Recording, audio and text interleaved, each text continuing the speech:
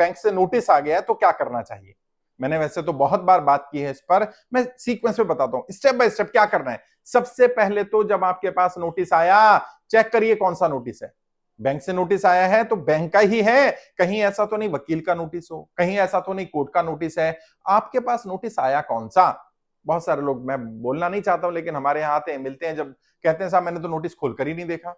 अरे भाई नोटिस कोई फांसी का फंदा नहीं है, नोटिस को इतना ज्यादा हवा बनाने की, सीरियस लेने की जरूरत नहीं है। नोटिस आया तो मतलब अब सीधा कल पुलिस आएगी ले जाएगी, ऐसा भी हो सकता है पुलिस आकर ले जाए, लेकिन पहले नोटिस पर ऐसा नहीं होगा। नोटिस को सीरियसली भी लेना है, ऐसा नहीं बिल्कुल नकार देना, देखना ही नहीं है, और ऐसा भी नहीं लेना कि सदमा लग जाए। नोटिस है, खोलकर देखो क्या लिखा है इस पे। बैंक का नाम लिखा है तो अगर ये बैंक का नाम लिखा है ऊपर तो बैंक का नोटिस है, ऊपर हेडिंग में ही लेटर हेड होगा बैंक का। अगर बैंक का नाम नहीं लिखा है, एडवोकेट लिखा है, अधिवक्ता लिखा है, वकील लिखा है, या एडवोकेट का वकील का नोटिस है।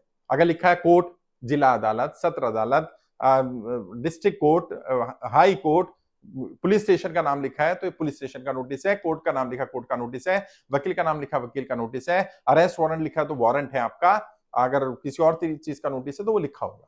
तो पहचान लो, बैंक का नोटिस है, कोर्ट का नोटिस है, वकील का नोटिस है, थाने से आया है, कहां से आया।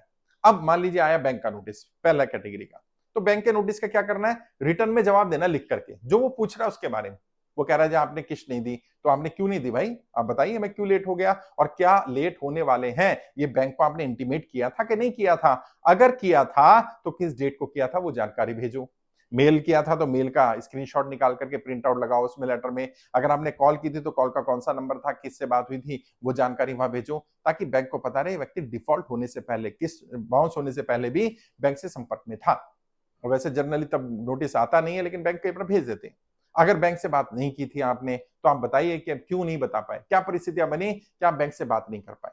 अगर मान लीजिए वकील का नोटिस आया है तो वकील का नोटिस, किसी वकील को पकड़ो, 100 200 500 रुपए लेगा, वकील बढ़िया सा ड्राफ्ट करेगा, जिन धाराओं के बारे में लगाया गया होगा उन धाराओं में क्यों नहीं होना चाहिए, या क्यों जवाब देना जरूरी है आपका, या क्या दिक्कतें आई हैं, कैसे सिस्टमेटिक जवाब दिया जाए, वो सारी बातें, बैंक की क्या गलती रही, बैंक को जब आपने इंटीमेट किया, बैंक से बात की, बैंक को जानकारी दी, बैंक ने आपको सपोर्ट नहीं किया, सहयोग नहीं किया, बैंक का साथ नहीं मिल पाया, इसलिए आप कर्जे की दलदल में फंस गए, या इसलिए आप किस्त नहीं चुका पाए, इसलिए आप डिफॉल्ट कर गए। बैंक अगर समय पर मदद कर देता शायद आपको मदद मिल जाती, या जो भी आपको दिक्कतें आई, दिक्कतें क्यों आई, वो विस्तार से वकील बता देगा। वकील के नोटिस का जवाब ऐसा तो खुद भी दे सकते हो रिटर्न में, लेकिन बेहतर ये होता है वकील के नोटिस का जवाब वकील ही लिख करके दे, ताकि वो सारी धाराओं के हिसाब से सिस्टमेटिक आंसर कर पाए। अगर मान लीजिए कोर्ट का नोटिस है तो कोर्ट के नोटिस में जनरली अदालत बुलाती है तो चले जाइए, जाइए वहां पर, वकील लेकर के जाना चाहे वकील लेकर चले जाए, नहीं तो खुद प्रेजेंट हो सकते हैं। अपनी स्थिति के बारे में जज साहब को बताइएगा। जज भी इंसान है भाई, वो आपकी परिस्थितियों को समझेगा, आपसे अगर गलती हो तो वो एडमिट करिएगा, बैंक की कहीं गलती रही हो तो वो बताइएगा उनको, और रिटर्न में जो भी आपके साथ बीती है वो लिख करके लेके जाइएगा। और उससे पहले जो आपने बैंक को नोटिस दिया, जो आपने बैंक को लेटर दिए, बैंक से जो आपने रिक्वेस्ट करी, जो आपने कम्युनिकेशन किया, सारी जानकारी लेकर जाइए। अगर आप जेन्युइन हैं तो किसी भी नोटिस से डरने, घबराने, परेशान होने की जरूरत नहीं है। अगर नोटिस आया है इसका अर्थ यह आपसे कुछ जानकारी पूछी जा रही है, आप उसकी जानकारी दे दो। आपसे रिलीवेंट है तो दे दो, नहीं है तो रिलीवेंट बता दो कि भाई ये मेरे से रिलीवेंट नहीं है, आपने गलत जानकारी मुझसे मांगी गई है, ये तो बैंक से मांगी जानी चाहिए, ये तो उससे मांगी जानी चाहिए। कई बार ऐसा होता है कि आप गारंटर हैं खाली और आपको नोटिस आ गया, जबकि आपने गारंटर के तौर पर जितनी जिम्मेदारी ली थी या जो भी लिया था, आप उन्हें बताइए कि मेरे साथ तो ये हुआ है, ये परिस्थितियां हैं, आप उससे बात कर सकते हैं। वैसे गारंटर के बारे में पहले भी बोल चुका हूं कि कोई गारंटर है या गारंटी लेता है तो उसका अर्थ यही है कि सामने वाला पैसा नहीं देगा तो मैं पैसा चुकाऊंगा, यानी आपने गारंटी तो ली हुई है। लेकिन फिर भी जवाब दीजिए, रिटर्न में जवाब दीजिए। नोटिस को सीरियसली नहीं लेना, इग्नोर भी नहीं करना। इतना सीरियसली मत लेना कि सदमा लग जाए, और ऐसा भी मत कर देना नोटिस खोलकर नहीं देखा, जहां रह रहे थे वहां नोटिस आ रहे हैं, आप कहीं और रह रहे हैं, आपको फर्क ही नहीं पड़ रहा है।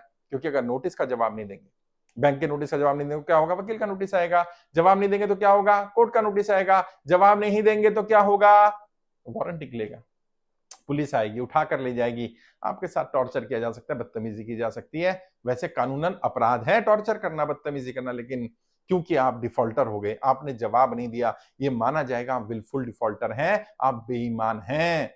और यदि यदि आप बेईमान नहीं है, यदि आप ईमानदार हैं, तो क्यों क्यों भागना, सवाल करा जा रहा है, जवाब देते रहिए, रिटर्न में बात करिए, कम्युनिकेशन करिए। आपके पास भी लेटर होने चाहिए कि मैंने इतनी बार लेटर दिए, मैंने इतनी बार कम्युनिकेशन किया, बैंक ने मेरी मदद नहीं की, एनबीएफसी कंपनी ने मेरी मदद नहीं की, कहीं से मुझे कोई मदद नहीं मिली। और इससे पहले कि बैंक का नोटिस आए, कोर्ट का नोटिस आए, वकील का नोटिस आए, आप बैंक से रिटर्न कम्युनिकेशन करिए और बैंक जवाब दे ना दे, हर हफ्ते, हर 15 दिन में लेटर लिखिए और उसमें लिखिए कि 7 दिन के अंदर अगर आप जवाब नहीं देंगे, 15 दिन के अंदर जवाब नहीं देंगे, तो मैं मान लूंगा आपने मेरी अर्जी को स्वीकार कर लिया है। उसमें लिखिए जो आप मांग कर रहे हैं, अपनी समस्या भी बताइए, समाधान भी बताइए।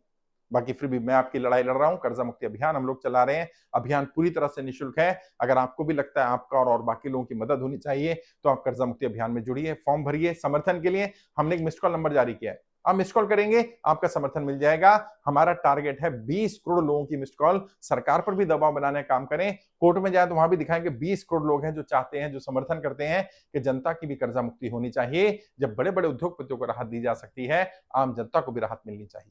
मिस कॉल नंबर मैं बोल देता हूं, नंबर है 9057477477 9057477477। इस पर आप मिस कॉल करेंगे तो आपकी जानकारी हमारे पास पहुंच जाएगी।